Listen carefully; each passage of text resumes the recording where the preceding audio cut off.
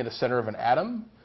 And I've also seen one that just kind of looked like Aquaman's belt buckle. So I mean, your mileage will vary, and I think that it would be kind of interesting. I don't know. I guess because atheism in a lot of ways we are kind of herding cats.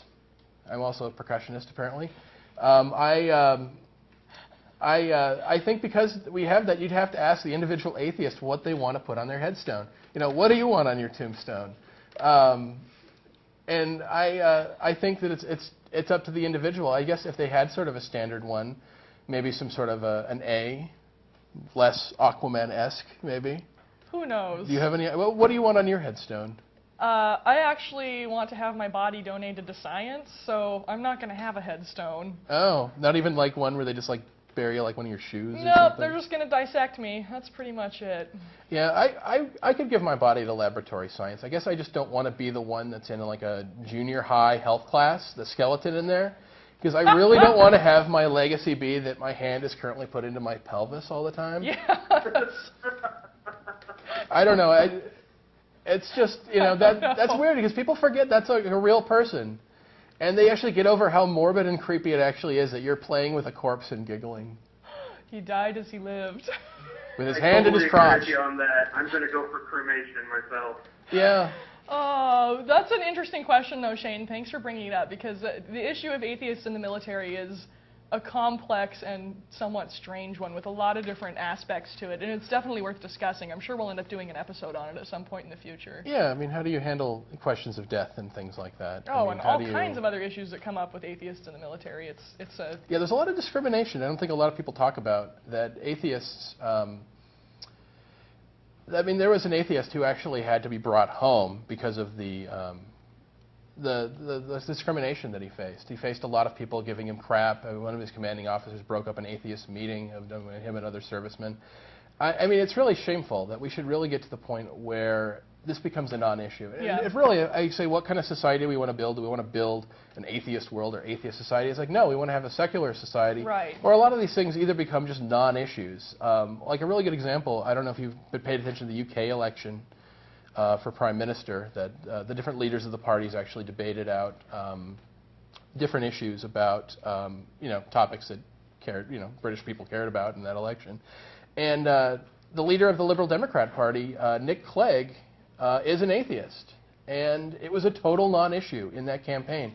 That's where I want to get as a country, is that he's open as an atheist and nobody cares. That is what I want more than anything.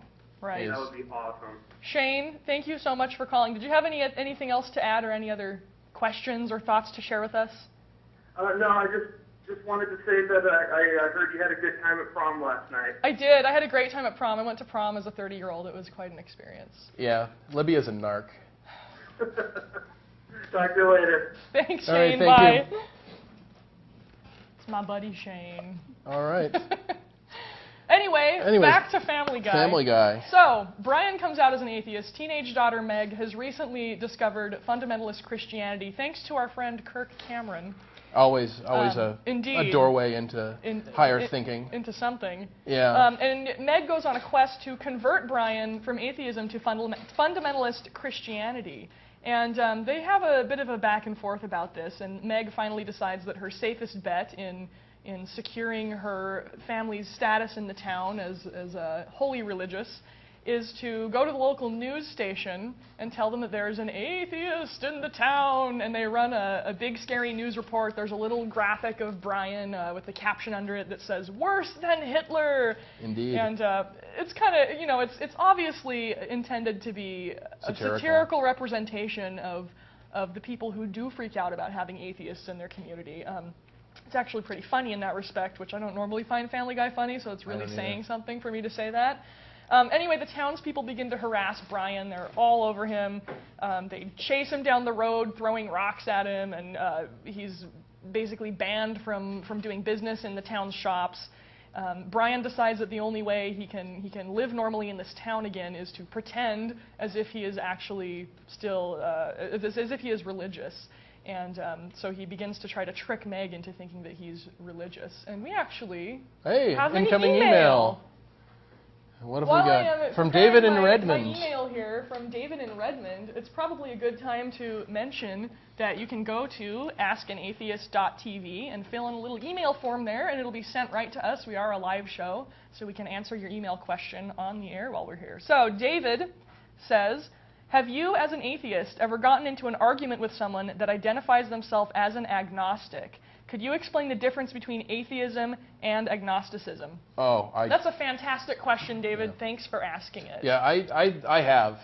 I actually tabled at the University District Street Fair, and I had not one but actually 3 arguments with agnostics, and I think that there was this misunderstanding of what the two are, and I think it leads into your second question. What is an atheist and what is an agnostic? Well, the two aren't mutually exclusive. I think that it's important to say that right off the bat. Right. That one of them is a question about what you believe, and the other one's a question about what you know. I am an atheist, but I'm also an agnostic. I'm an agnostic atheist. I don't know if a God exists or not. The same way I don't know if Captain Crunch exists somewhere.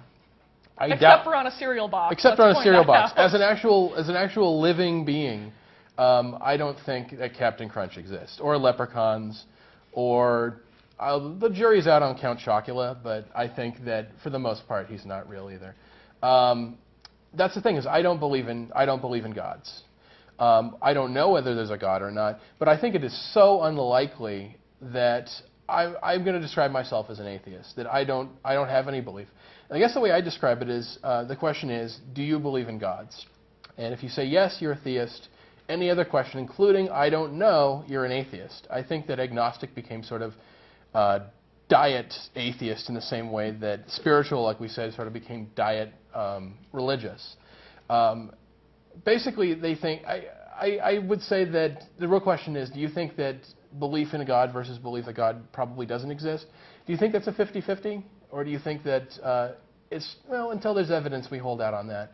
I have had these arguments with people who immediately assert that atheists are in fact saying that, no, we were 100% believe that there is no God. That's not true. I'm closer to like 95. Even Richard Dawkins had what he called the Dawkins scale. Dawkins scale, right. Where it's basically 1 to 7, where both 1 and 7 is you absolutely know, and 1 is you absolutely know that there is a God, and 7 you absolutely know that there is no God. And even Dawkins called himself a 6. Right. So, and I think it's also important to look at where the two words atheism and agnosticism come from. The prefix a, of course, means not or non. Theist means someone who believes in the existence of gods. An atheist does not believe in the existence of gods. Gnosis, actually, the agnostic, the root word is gnosis, which means knowledge. So as Mike was saying, atheism addresses a question of belief. Agnosticism addresses a question of knowledge. So I think that's pretty much the easiest way to square up the differences between the two. And as far as what I would call myself, I, like Mike, would call myself an agnostic atheist. I don't believe that gods exist.